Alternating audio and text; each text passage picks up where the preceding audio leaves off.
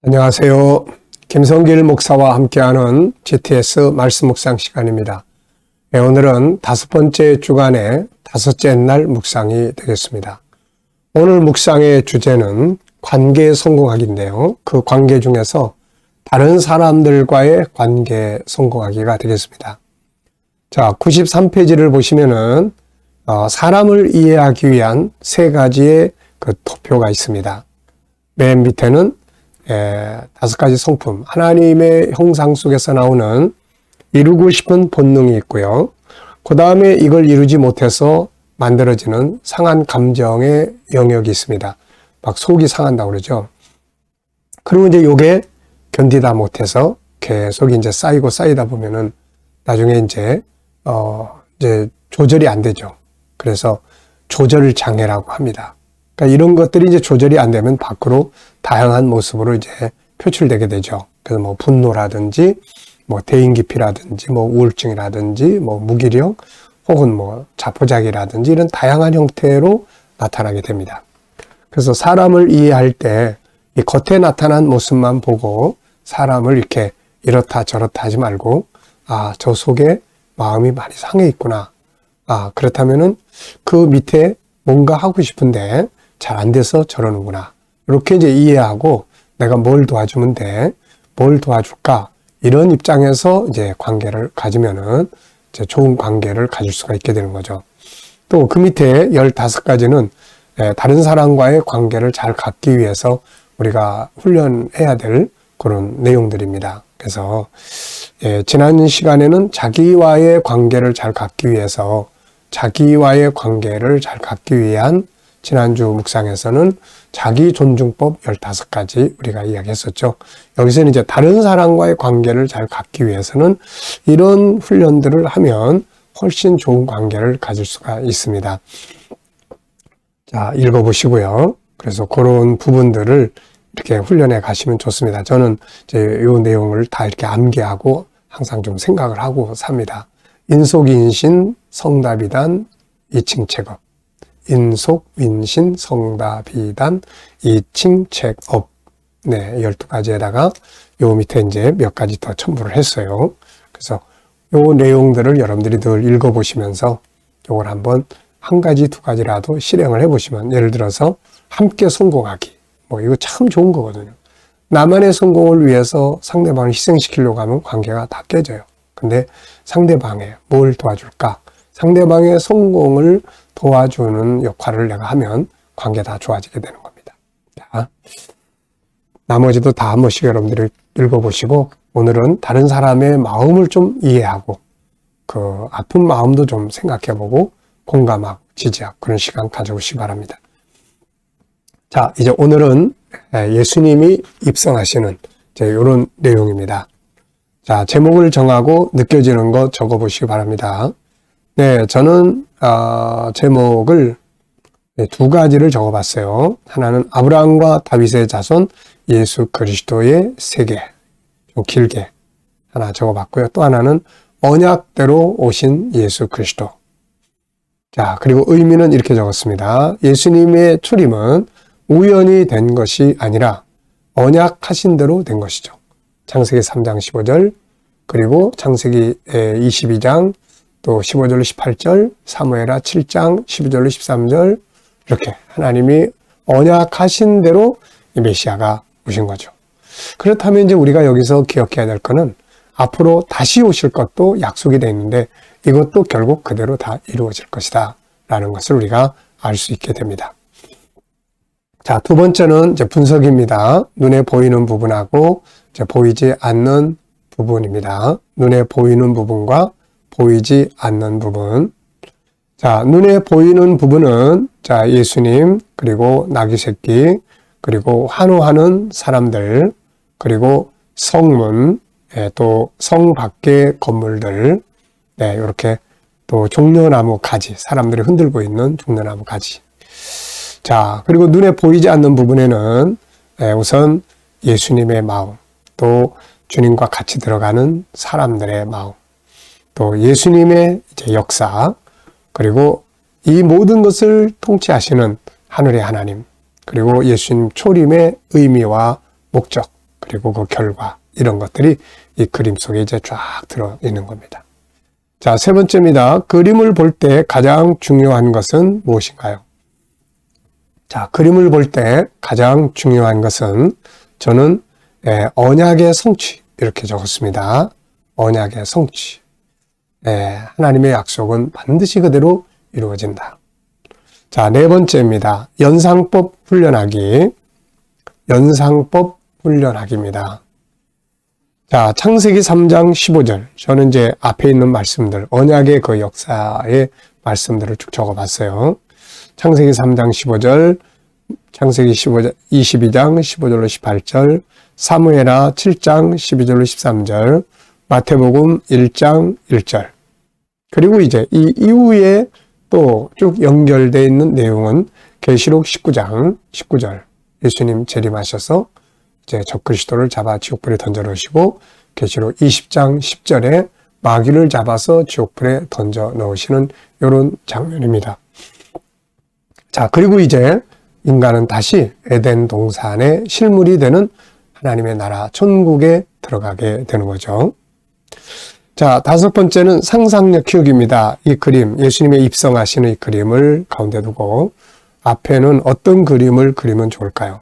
네, 앞에는 창세기 3장 15절, 창세기 3장 15절에 바로 이 예수님이 여자의 후손으로 세상에 오실 것을 예언하는 첫 번째 예언의 말씀.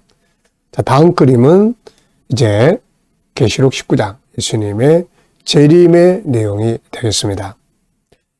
자, 미래를 어떻게 살고 싶은가요? 그렇다면 지금 무엇을 해야 할까요? 오늘도 여러분들의 미래에 대해서 한번 생각해보고 또 묵상해보고 기도해 보시면서 준비하시는 그런 시간들을 가져보시기 바랍니다. 자, 오늘도 본문 말씀 또 읽어보겠습니다. 오늘이 다섯 번째 날입니다. 그래서 이제는 이 내용을 좀 다 암송하실 수 있으리라 생각을 합니다. 자, 창세기 3장 15절, 그리고 창세기 22장 15절로 18절, 그리고 사무엘하 7장 12절로 13절, 그리고 마태복음 1장 1절. 자, 읽어보겠습니다. 내가 너로 여자와 원수가 되게 하고 내 후손도 여자의 후손과 원수가 되게 하리니 여자의 후손은 내 머리를 상하게 할 것이요 너는 그의 발꿈치를 상하게 할 것이니라 하시고, 여호와의 사자가 하늘에서부터 두 번째 아브라함을 불러 이르시되 여호와께서 이르시기를 네가 나를 가리켜 맹세하노니 내가 이같이 행하여 네 아들 네 독자도 아끼지 아니하였은즉 내가 내게 큰 복을 주고 내 씨가 크게 번성하여 하늘의 별과 같고 바닷가의 모래와 같게 하리니 내 씨가 그 대적의 성문을 차지하리라. 내 씨로 말미암아 천하 만민이 복을 받으리니 이는 네가 나의 말을 준행하였음이니라 하셨다 하니라. 내 수완이 차서 내 조상들과 함께 누울 때에 네가 내 몸에서 날 내 씨를 내 뒤에 세워 그의 나라를 견고하게 하리라. 그는 내 이름을 위하여 집을 건축할 것이요 나는 그의 나라 왕위를 영원히 견고하게 하리라. 네, 또 마태복음 1장 1절 아브라함과 다윗의 자손 예수 그리스도의 계보라. 아멘. 자, 어제 감사했던 일들을 또 쭉 적어 보시고요. 오늘 또 감사한 일들을 쭉 적어 보시기 바랍니다. 때로는 늘상 이루어지는 보편적인 삶, 동일한 삶이지만 그것이 다 감사한 은혜의 삶입니다. 또 어려운 문제가 생겼다 하더라도 그 속에는 또 감사할 수 있는 일들이 또 있습니다. 그래서 우리가 이런 걸 잘 찾아서 감사의 훈련을 하는 것이 중요합니다. 자, 1번입니다. 오늘 본문에서 느끼는 건 뭔가요? 같은 본문이라도 어제 볼 때와 오늘 볼 때가 또 다르고, 단어를 묵상할 때와 또 질문을 할 때가 또 다르고, 또 환경에 달라졌을 때, 감정의 변화가 있을 때 보면 또 다르게 느껴지게 됩니다. 자, 저는 4가지를 적었습니다. 첫째는 하나님의 사랑. 네, 이 모든 말씀 속에는 하나님의 사랑이 작동하고 있어요. 우리를 그대로 포기할 수 없는, 우리를 멸망으로 들어가게 할 수 없는 하나님의 사랑이 그 속에 작동하고 있는 거죠. 그래서 이제 두 번째는 구세주의 약속, 구원의 약속이 주어집니다. 그 다음에 이제 세 번째는 이 약속을 신실하게 이제 이루시는 거죠. 그래서 마침내 이루어지는, 성취하시는 하나님의 역사를 볼 수가 있습니다. 요한복음 19장에 보면은 예수님께서 십자가 위에서 못 박혀 돌아가시면서 다 이루었다, 이렇게 말씀을 하십니다. 하나님의 약속이 다 이루어진 거죠. 자, 이제 두 번째, 세 번째, 네 번째는 적용입니다. 본문 말씀 속에서 단어 하나라도, 어떤 의미 하나라도 적용하는 것이 중요하죠. 나에게 어떻게 적용하면 좋을지, 다른 사람들에게는 무엇을 어떻게 적용하면 좋을지, 내 업무나 환경에는 어떻게 적용하면 될지. 말씀이 그냥 말씀으로만 남아있으면 안 돼요. 이걸 이제 내가 무엇을, 어떤 단어를 갖다 사용하면 될까? 어떤 의미를 갖다가 나에게 또 삶에 활용하면 될까? 이게 활용이 돼야 말씀이 내 삶에서 역사를 하는 것이거든요. 자, 그래서 적용하는 것, 활용하는 거예요. 먼저 나에게 적용시켜 본다면 무엇을 어떻게 활용할 수 있을까요? 자, 저는 하나, 둘, 셋, 넷, 5가지를 적어봤어요. 첫째, 부족함을 용납해라. 내가 실수하고 넘어지고 막 실패하고 그랬을 때 나를 학대하지 말고 나를 용납해라.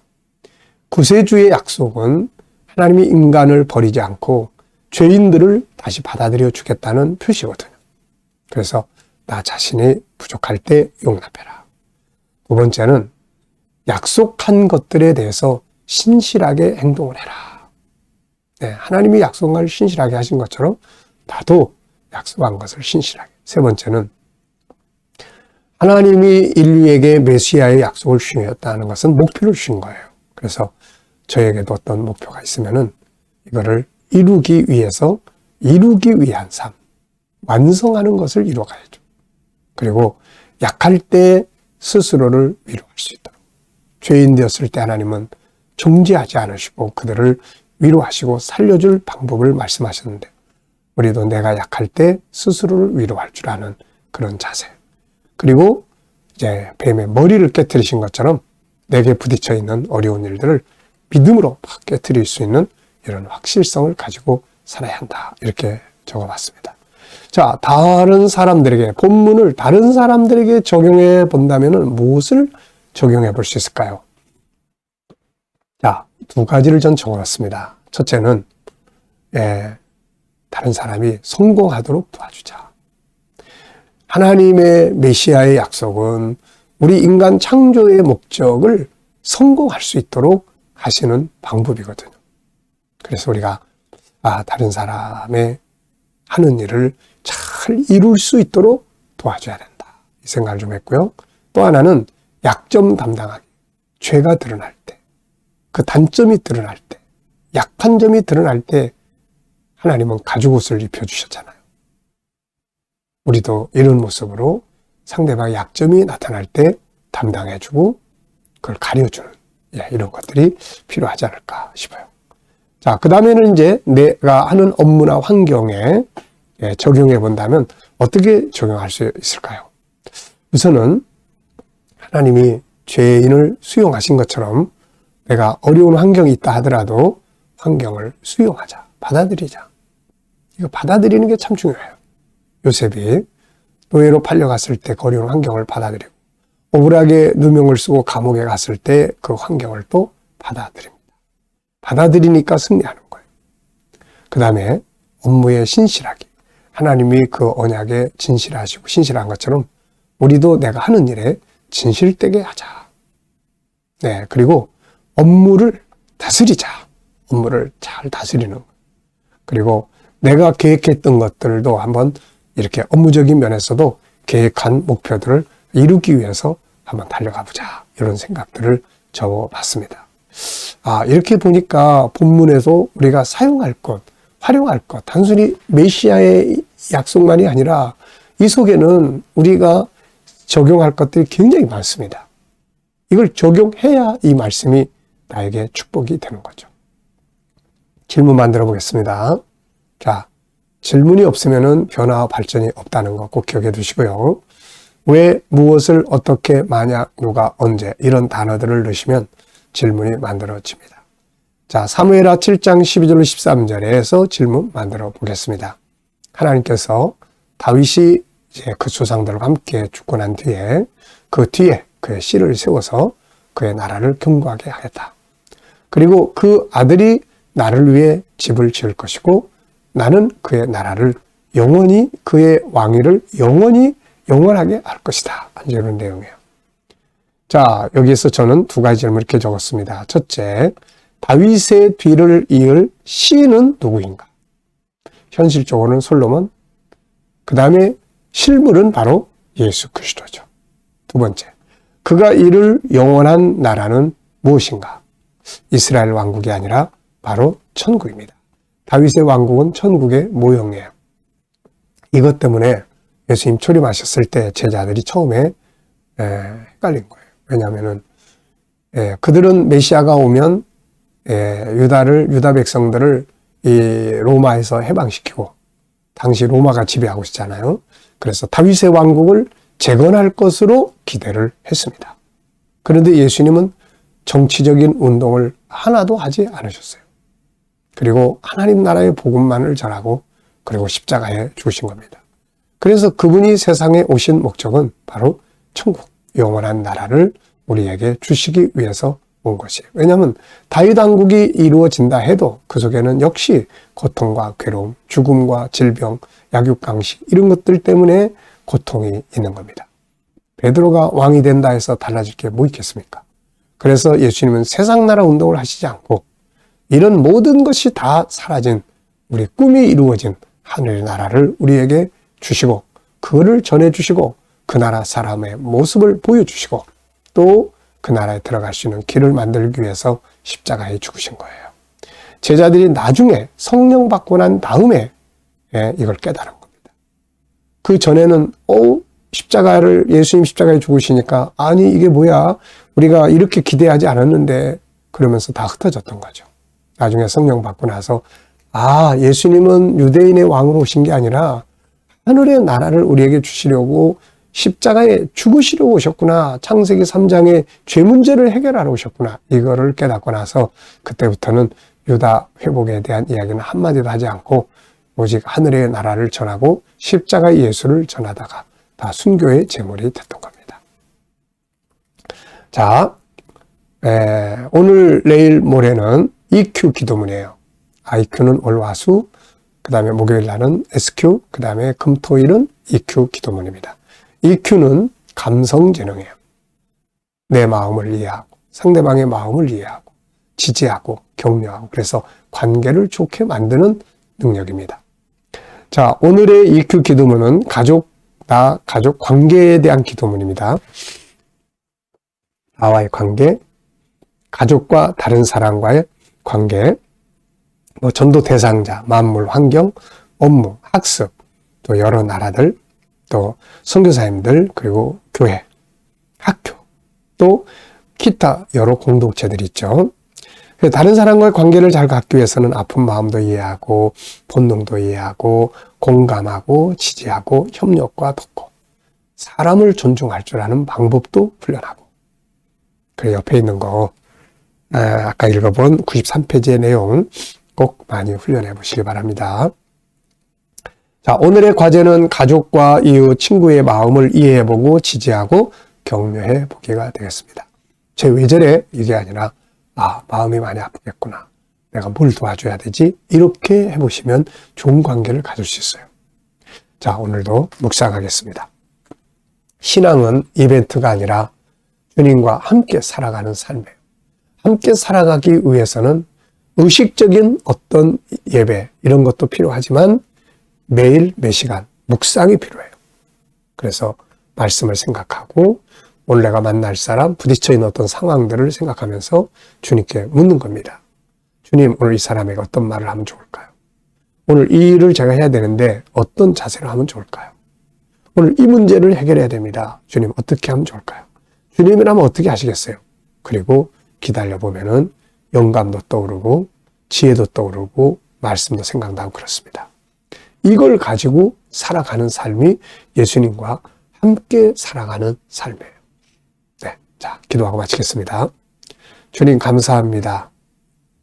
오늘도 주신 말씀들 잘 기억하고 승리하게 하여 주시고, 또 주님 오늘도 또 우리 자녀들, 친척들, 동료들, 믿지 않는 자들 다 주께 돌아와 구원받게 하여 주시고, 주님 또 오늘도 우리 자녀들과 성도들의 직장과 사업장마다 함께 하여 주시고, 저들이 일하는 일터들이 형통하게 하시고, 또 새로운 일터를 구하는 자들에게는 좋은 일터들이 준비되게 하여 주시옵소서.